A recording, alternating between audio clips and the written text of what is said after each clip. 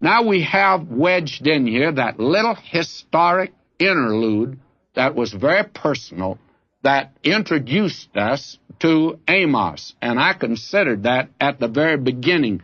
Now it fits into the story here very well.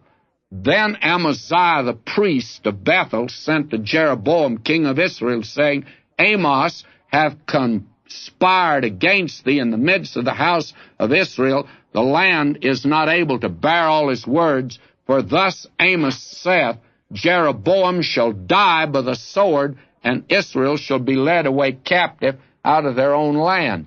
Now, if you read back here, you'll find out that Amaziah lied. And to me, one of the tragic things that is in the church today is the way that you're misquoted. I try to make it as simple and as plain as I possibly can, and then I discover that people misquote and make you say something you have not said at all. Now, sometimes this is done through just not really understanding or failing to comprehend. Again, it's done deliberately. Now, Amaziah here just went in and deliberately lied about Amos. Amos did not say that Jeroboam would perish with the sword, because he didn't. He said, and I will rise against the house of Jeroboam with the sword, which means there would come warfare. And it did come. And they were finally taken into captivity to Assyria.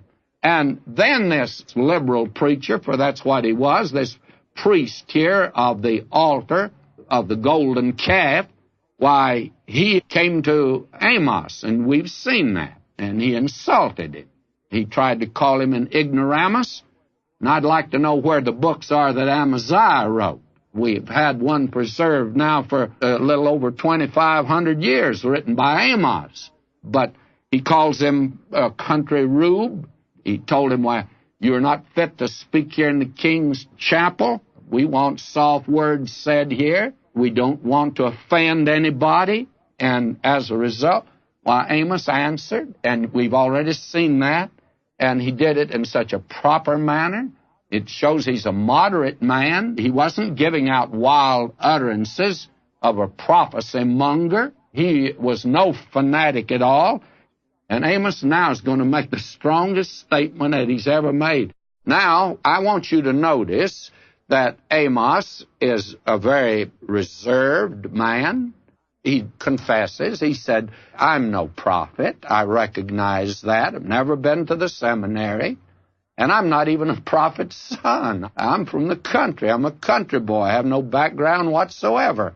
I'm a herdman, a gatherer of sycamore fruit.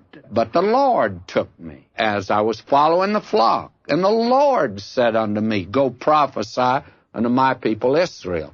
And I think that a man should be very sure that he has a call from God if he's going to be in the ministry. If there's any doubt in his mind, he ought not to go in the ministry. I've heard it put like this, that if you can do anything else, why, don't go in the ministry. Well, I don't like it quite like that, because a great many of us could have done something else, by the way, and might have preferred doing it. The important thing is, did God call you? And if God has called you, then may I say that we ought not to let anything stand in the way.